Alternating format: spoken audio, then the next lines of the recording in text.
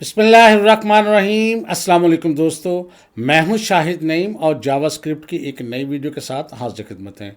दोस्तों, एक क्वेश्चन करूंगा ताकि रिवीजन हो सके। आपने ये बताना है कि जावास्क्रिप्ट के अंदर स्विच स्टेटमेंट का क्या काम है।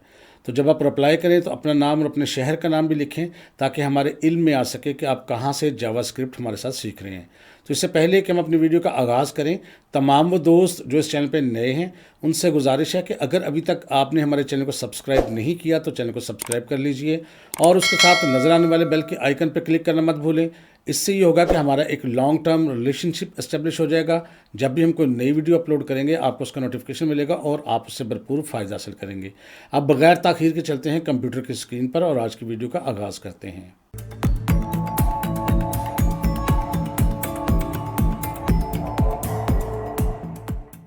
तो दोस्तों, जावास्क्रिप्ट के एडवांस टॉपिक्स के अंदर जो हम चीज़ें पढ़ चुके हैं उसमें हम कॉल बैक हेल्प पढ़ चुके हैं। इसके अलावा प्रॉमिस चेंज के बारे में हमने देखा और अब हम देखेंगे आज की वीडियो में असिंक अवेट क्या होता है। ये बहुत ही ज़बरदस्त चीज़ है।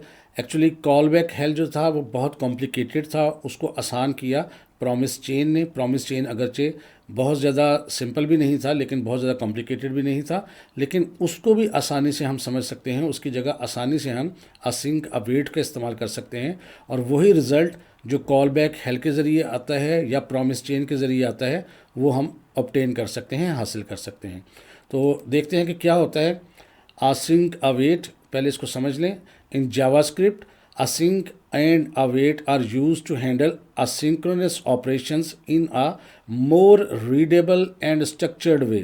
तो ये दोनों कीवर्ड्स हैं। async अलग कीवर्ड है, await अलग कीवर्ड है, लेकिन ये भी याद रखना है कि await अलग से इस्तेमाल नहीं हो सकता, async फंक्शंस के साथ ही इस्तेमाल होगा। कैसे वो भी हम देखेंगे। तो ये क्या करते हैं, असिंक्रोनस प्रोग्रामिंग के जो ऑपरेशंस होते हैं जैसे API वगैरह के से हमने डाटा लेना होता है और उसमें टाइम लगता है, तो उनको बड़ी ही आसानी के साथ ये हैंडल कर सकते हैं और इसको आसानी से पढ़ा जा सकता है। These make code easier to write and understand. लिखना भी आसान है और उसको समझना भी आसान है as compare to traditional call back और प्रॉमिस चेनिंग मेथड, जैसा कि हम पहले कॉल बैक में इस्तेमाल कर चुके हैं और प्रॉमिस चेनिंग, यानी वो काम जो प्रॉमिस चेन के ज़रिए किया या वो काम जो कॉल बैक हेल्प के ज़रिए, उसको आसानी के साथ असिंक्रोनस अवेट के साथ हम कर सकते हैं।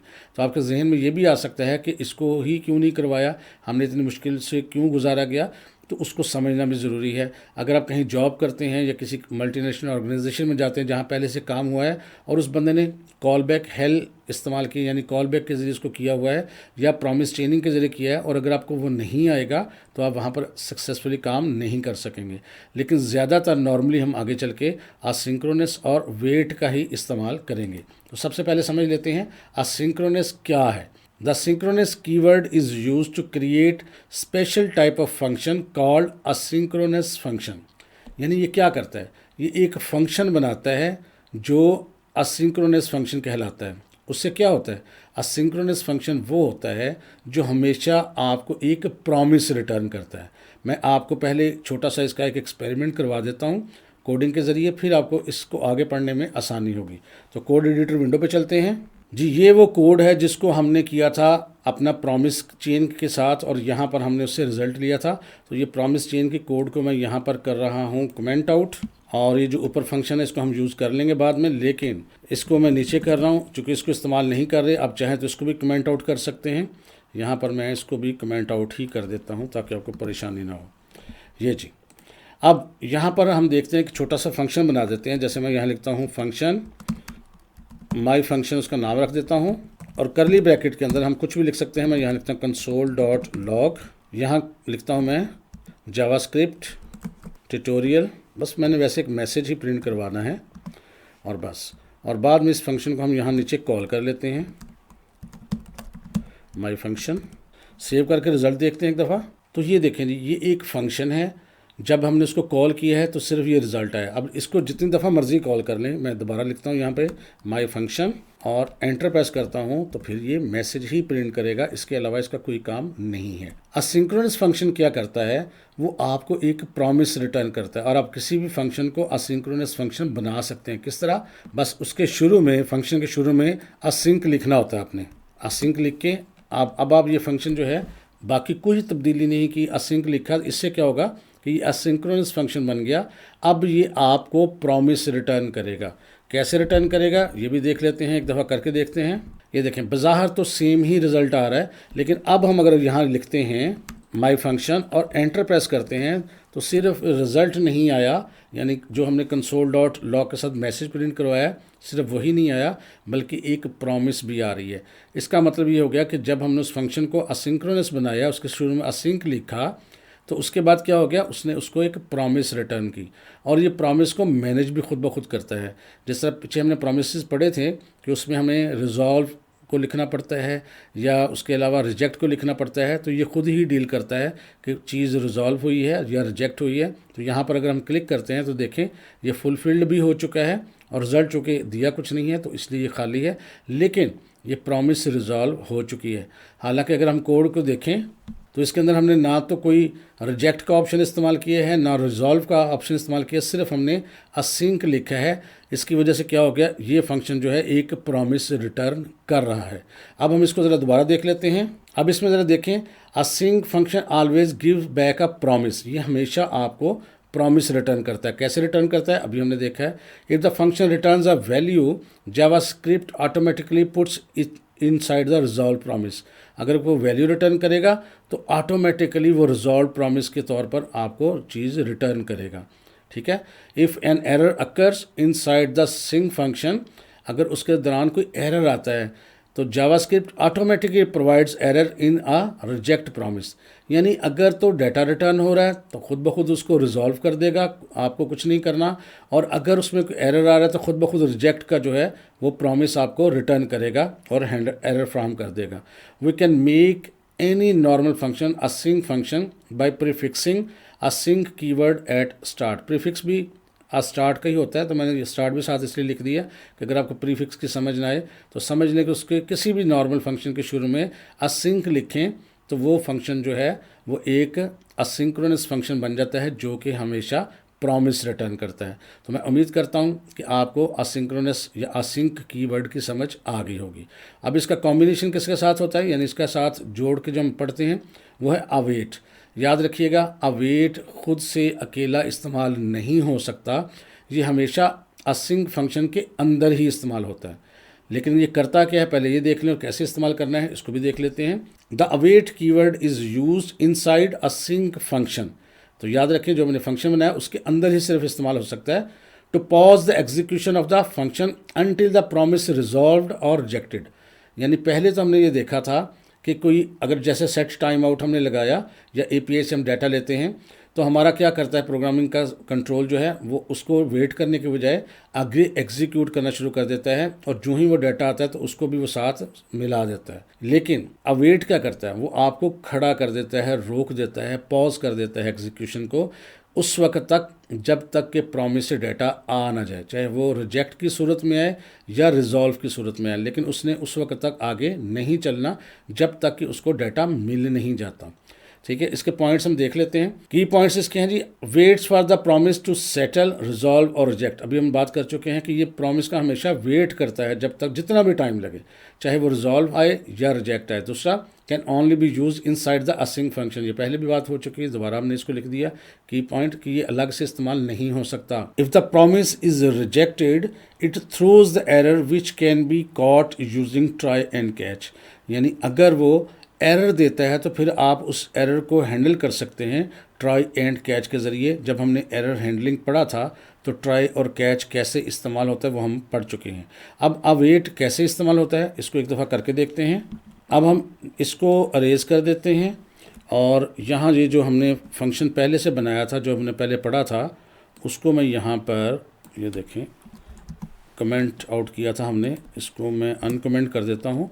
और इस फंक्शन को एक दफ़ा अगर हम कॉल कर लेते हैं, यहाँ मैं नीचे कर देता हूँ बाकी चीज़ें, और ये फंक्शन है जो हमें चले 3 सेकंड के बाद चलेगा। और एक काम और करते हैं, इसमें ये रिज़ॉल्व को यहाँ पर बेशक ख़त्म कर देते हैं या वैसे मैसेज दे देते हैं, यहाँ दे देते हैं जी सक्सेसफुल, और यहाँ पर कंसोल डॉट लॉग को हमने यहाँ ऑन कर दिया है। अब अगर हम इसको कॉल करते हैं तो हम यहाँ पर ये देखें कॉल करेंगे गेट रिज़ल्ट, और ब्रैकेट में लिखेंगे, फ़र्ज़ करते हैं 1 2 3, यानी 1 2 3 वाले का स्टूडेंट का डाटा। तो ये सिंपल सा फंक्शन है, तो ये रन हो जाएगा और प्रॉमिस भी रिटर्न करेगा। ये देखें 3 सेकंड के बाद इसने रिज़ल्ट देना है आपको, ये देखें उसने रिज़ल्ट दे दिया, यानी ये काम तो कर रहा है। तो यहाँ देखें आपको रिज़ल्ट तो दे रहा है। अगर आपने एक से ज़ायद स्टूडेंट्स का रिज़ल्ट लेना हो, फ़र्ज़ करते हैं यहाँ मैं इसको कॉपी कर लेता हूँ और यहाँ इसको कर देता हूँ पेस्ट, और इसका रोल नंबर कुछ और लिख देता हूँ। 1 2 3 की बजाय मैं सिर्फ इसको पहले को 1, दूसरे को मैं 2 कर देता हूँ और तीसरे को मैं 3 कर देता हूँ, सिर्फ सीखने के लिए। आप देखेंगे क्या रिज़ल्ट आता है। ये देखें पहले 3 सेकंड का वेट होगा और उसके बाद तीनों ही रिज़ल्ट हमारे पास इकट्ठे आ गए। हम चाहते हैं कि पहले एक रिज़ल्ट आए, जब आ जाए तो फिर दूसरे का रिज़ल्ट आए, और जब वो आ जाए तो फिर तीसरे का रिज़ल्ट आए, जैसे हमने पीछे सीखा है कि प्रोमिसेस के ज़रिए या प्रॉमिस चेनिंग के ज़रिए ये कैसे करते हैं। तो इसका क्या करेंगे, इसके लिए हम अवेट का लफ्ज़ जो है, ये कीवर्ड जो है वो इस्तेमाल करेंगे। देखते हैं कैसे। अच्छा, अगर हम यहाँ पर इसके शुरू में अवेट लगा दें तो इसका मतलब ये होगा कि ये तब तक आगे नहीं जाएगा जब तक ये गेट रिज़ल्ट 1 एग्जीक्यूट होकर रिज़ल्ट नहीं दे देता। इसका मतलब है वो एग्जीक्यूशन रोक देगा, ये 2 वाला नहीं चलेगा, 3 वाला नहीं चलेगा। लेकिन अवेट जो है ऐसे इस्तेमाल हो नहीं सकता, इसलिए एरर आएगा। लेकिन इसका प्रोसीजर यही है, एक दफ़ा करके देख लेते हैं। तो ये देखें एरर आ गया, await is only valid in asynchronous function and the top level bodies of the module. इसका मतलब है कि ये असिंक फंक्शन के साथ ही इस्तेमाल हो सकता है, इसको हमने असिंक फंक्शन के अंदर यूज़ करना है। लिहाजा हमने इसको यूज़ करने के लिए क्या कहते हैं, अभी इसको मैं एक दफ़ा रिमूव कर देता हूँ। हम एक फ़ंक्शन बनाएंगे, उसका नाम कुछ भी रख सकते हैं। हम यहाँ लिख देते हैं फंक्शन और उसका नाम रख देते हैं रिज़ल्ट। जो मर्ज़ी नाम रख लें, वो आपकी अपनी मर्ज़ी है। सिंपल सा फंक्शन है और इसके अंदर हमने अवेट रखना है। लेकिन कंट्रोल एक्स करके मैं इसको कर देता हूँ यहाँ। लेकिन यहाँ पर ये याद रखिए, ये भी असिंक फंक्शन नहीं है, तो इसके शुरू में हमें असिंक लिखना पड़ेगा। तो यहाँ लिखेंगे असिंक लिखेंगे, तो अब इसके अंदर अवेट चलेगा। चलेंगे, अब हम इसका एक दफ़ा रिज़ल्ट देखने की कोशिश करते हैं। लेकिन याद रखिए यहाँ रिज़ल्ट नहीं आएगा, ब्लैंक स्क्रीन आएगी, क्योंकि जब तक हम इस रिज़ल्ट वाले फंक्शन को कॉल नहीं करेंगे ये फंक्शन हमारा रिज़ल्ट नहीं देगा। चेक करते हैं एक दफ़ा। यहाँ देखें, अगर हम वेट करते भी रहेंगे 2 सेकंड 3 सेकंड तो कुछ रिज़ल्ट भी नहीं आने वाला। अब अगर यहाँ लिखेंगे हम रिज़ल्ट, जो कि हमारे फंक्शन का नाम है, और एंटर प्रेस करेंगे तो देखिए 3 सेकंड के बाद हमें रिज़ल्ट मौसूल हो जाएगा। और हमें ये भी पता लग गया कि ये हमारी एक प्रॉमिस भी रिटर्न हुई है, जिसकी वजह से हमने ये असिंक फंक्शन जो हमें एक प्रॉमिस रिटर्न करता है। ठीक है जी, ये रिज़ल्ट आ गया। अब इसको हम इसके प्रोग्राम के अंदर भी कॉल कर सकते हैं। तो यहाँ पर हम डायरेक्ट भी कॉल कर सकते हैं रिज़ल्ट लिख के, और यहाँ अब इसका फ़ायदा क्या होगा। अब आपने एक रिज़ल्ट ले लिया, अगर आप चाहते हैं कि दूसरे का रिज़ल्ट, तीसरे का रिज़ल्ट, चौथे का रिज़ल्ट वो भी चाहते हैं, तो इसको सिर्फ कॉपी करके हम यहाँ पर कंट्रोल C और कंट्रोल V और कंट्रोल V, और यहाँ पर हम लिखेंगे 2 और यहाँ लिखेंगे 3। तो इससे क्या होगा कि जब तक पहले का रिज़ल्ट नहीं आएगा दूसरे का एग्जीक्यूशन नहीं होगी, दूसरे का रिज़ल्ट जब तक नहीं आएगा तीसरे की एग्जीक्यूशन नहीं होगी। और ये हर एक जो है वो 3-3 सेकंड का टाइम लेगा। हम इसको टाइम थोड़ा सा कम कर देते हैं ताकि टाइम बचे, 2 सेकंड कर देते हैं। अब रिज़ल्ट देखते हैं जिसका, ये देखें पहले 2 सेकंड बाद एक आएगा, फिर 2 सेकंड का वेट, फिर दूसरा रिज़ल्ट, फिर 2 सेकंड का वेट और तीसरा रिज़ल्ट। यानी वो काम जो हमने कॉल बैक हेल के ज़रिए किया था या हमने प्रॉमिसेस के ज़रिए, प्रॉमिस चेनिंग के ज़रिए किया था, वो कितना आसानी के साथ हमने कर लिया। अब ये देखें, ये हमारा कोड है सिंपल सा। लेकिन अगर प्रॉमिस चेनिंग का कोड देखें, वो मैंने नीचे रखा हुआ है, आपको दिखा सकूं। ये देखें, अगरचे वो भी आसान था, लेकिन ये देखें ये फिर भी समझना कुछ मुश्किल है। ये देखें, ये आपके सामने है, और इसकी निस्बत ये वाला कोड जो इतना हमने लिखा है और इस सारे की निस्बत ये जो कोड हमने ऊपर लिखा है, ये 3-4 लाइनों का, ये देखें यहाँ से यहाँ तक, ये कितना समझना इसको आसान है। और मज़े की बात यह है कि इसको जितनी दफ़ा मर्ज़ी आप अब करते जाएं, सिर्फ आपने यहाँ पर कंट्रोल C कर रहा हूँ, इसी को मैं कंट्रोल V। अब यहाँ रिज़ल्ट आप 4 कर लें, ये देखिए 4, यहाँ 5 और यहाँ 6। वहाँ कितना लंबा कोड लिखना पड़ता था, यहाँ कितना आसानी के साथ ये हो रहा है। सेव करें, रिज़ल्ट देखें, ये देखें हर 2 सेकंड के बाद रिज़ल्ट आना शुरू हो गया। ये देखें, ये सब का रिज़ल्ट आना शुरू हो गया। ये देखें, यानी एक चीज़ को मुकम्मल होने के बाद दूसरी चीज़ जो है वो आ रही है। और आप चाहें तो इसके साथ कोई मैसेजेस वगैरह भी प्रिंट करवा सकते हैं ताकि आपको पता लग जाए कि कौन सा डाटा हो रहा है। यहाँ पे आप कर सकते हैं console.log getting result 1 कर लेते हैं इस तरह से। और आप चाहें तो इसी को कॉपी करके पेस्ट भी कर सकते हैं। ये आपको मैसेज भी साथ साथ देता जाएगा। कंट्रोल C किया और हर एक के बाद मैं यहाँ इसको पेस्ट करता जा रहा हूँ यहाँ पर, और इसको निस्बतन आसान है ये चीज़, ये पेस्ट करता जा रहा हूँ। और मैंने ज़्यादा कर दिया, अब चाहें तो बस थोड़ा भी करके देख सकते हैं। 2, 3, 4, 5 और 6। लें जी, अब इसको करते हैं सेव और रन करके देखते हैं। ये देखें जी, रिज़ल्ट आना शुरू हो गया पहले का, फिर दूसरे का मैसेज है गेटिंग रिज़ल्ट 2 वो भी आ गया, गेटिंग रिज़ल्ट 3 वो भी आ गया, 4 वो भी आ गया, 5 और वो भी आ गया, और 6 का भी आ जाएगा। तो हर 2 सेकंड के बाद तमाम रिज़ल्ट वो दिखा रहा है।